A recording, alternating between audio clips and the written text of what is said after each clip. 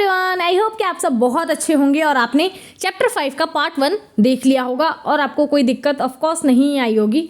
और जैसा कि आप सब जानते हैं कि ये NIOS के बच्चों के लिए है और ऐसा नहीं है कि फिर सिर्फ वही देखें, और को भी आप रिकमेंड कर सकते हैं अगर आपको ये हेल्पफुल लगती है तो, ठीक है।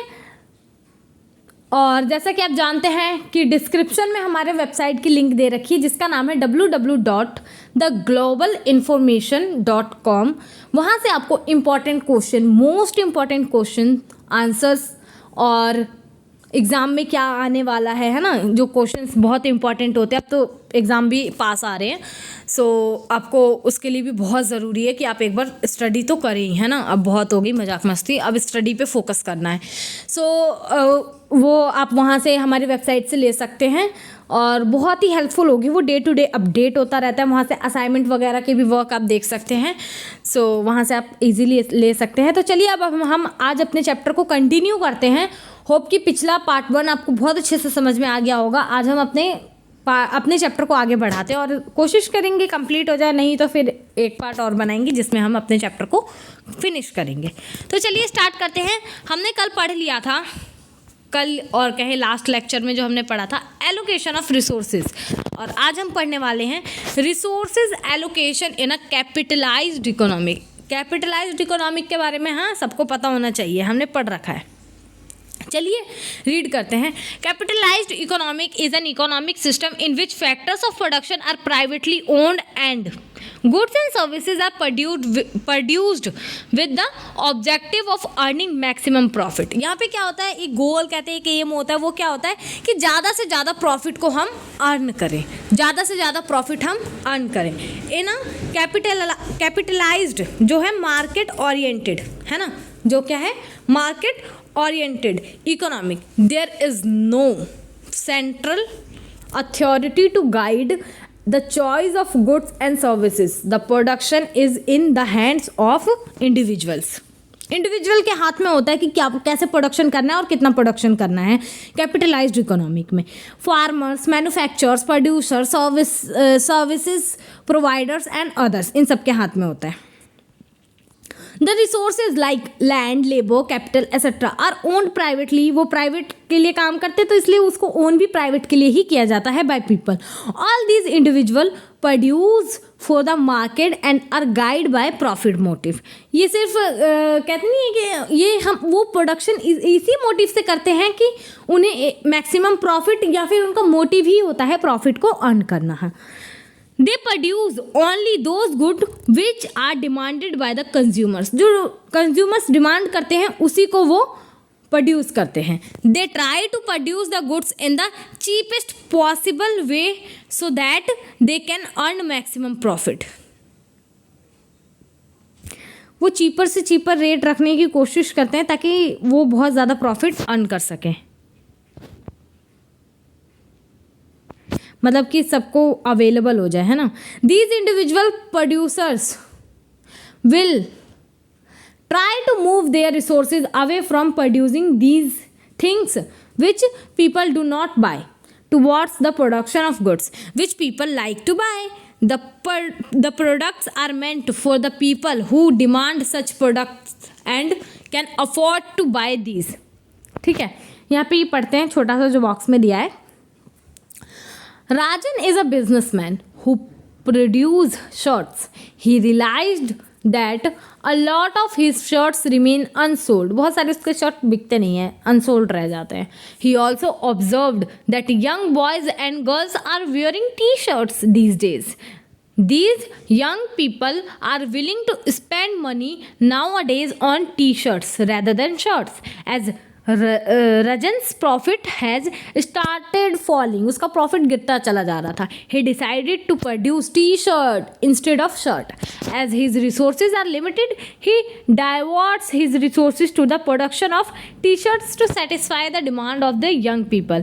Rajan now can produce the T-shirt by employing 2 sewing machine and all his 10 workers by this process. Each t-shirt will cost him rupees 100. Another option for Rajan is to be produced t-shirt by using 5 machine and only 8 workers, in which case the t-shirt will cost rupees 125. Rajan will choose the first and cheapest method. ठीक है, ये cheapest method से मतलब ये था कि उनका cost कम आए जिससे कि वो प्रॉफिट ज़्यादा से ज़्यादा अर्न कर पाए. वो वाले मेथड को अडॉप्ट करते हैं. Rajan's t-shirts are very popular among the youngest. He earns higher profit now than what he was earning when he produced shirts. The young people who now then what he was earning when he produced shirts. The young people who can afford to pay rupees 100 per t-shirts, we can say, are all wearing the t-shirts produced by Rajan. तो this is the example. ठीक है, hope कि आपको इससे चीज़ें clear हो गई होगी. आगे पढ़ते हैं आगे. Thus, the important characteristics of a capitalized economic system are given below. Only those goods and services are produced which the consumers wants. ठीक है, वही गुड्स को वो किया जाता है, प्रोड्यूस किया जाता है जो कंज्यूमर्स की मांग होती है. Maximum quantity of goods are produced at the minimum cost per unit. ठीक है, ज़्यादा कम से कम कॉस्ट होगी तो ज़्यादा से ज़्यादा प्रॉफिट होगा. Goods and services are produced for everyone who can pay for them. तो वो लोग उन्हीं के लिए प्रोड्यूस करते हैं जो गुड्स एंड सर्विसेज जो दिया जा रहा है उसको पे कर सके, है ना. सो होप कि आपको ये भी समझ में आ गया होगा. Now the third one, resources allocation in a planned economic system है.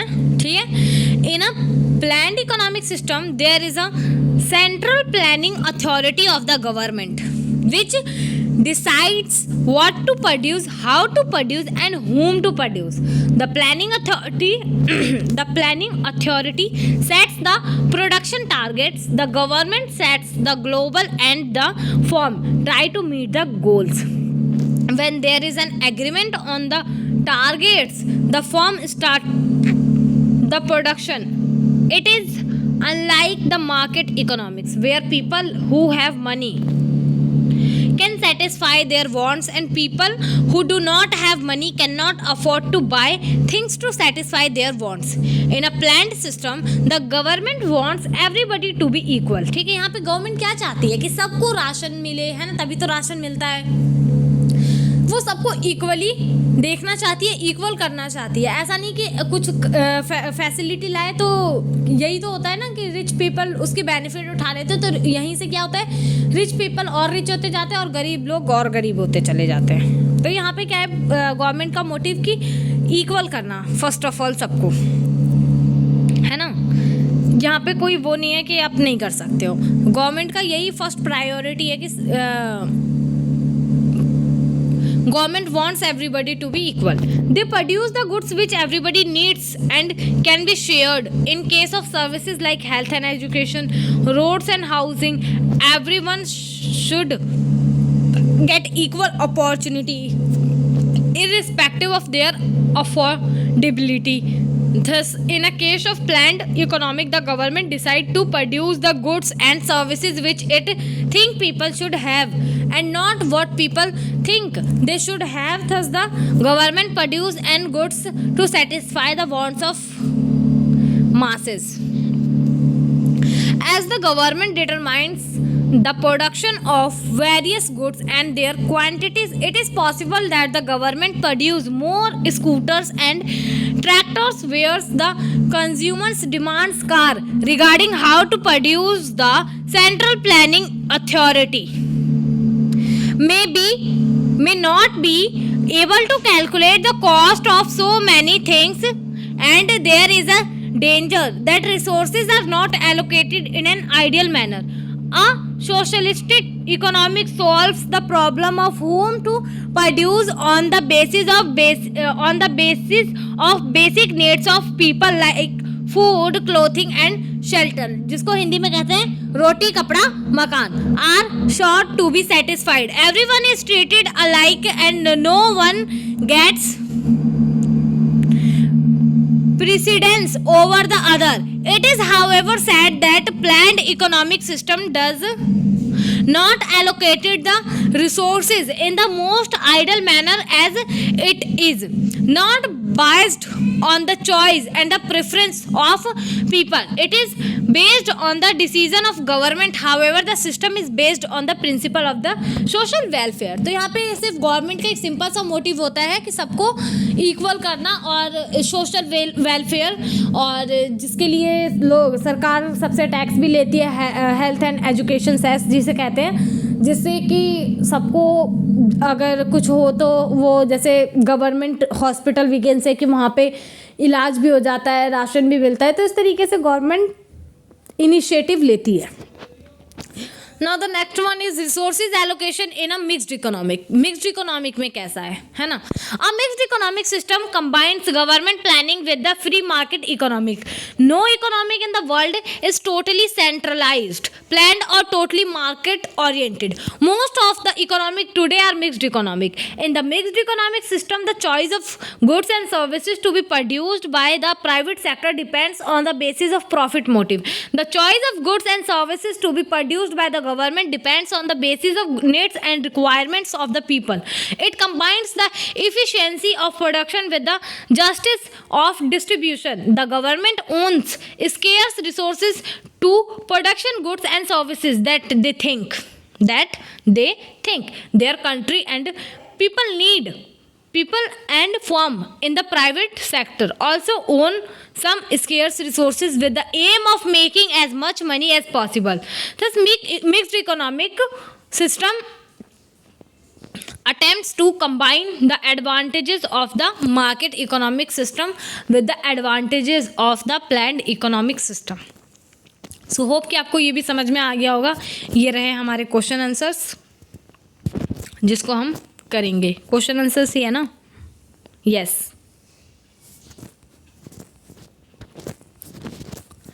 ठीक है, तो आज के लिए हम इतना ही रखते हैं. मिलते हैं नेक्स्ट वीडियो में और इसको हम कंप्लीट करेंगे, है ना? सो जब तक के लिए bye bye and take care.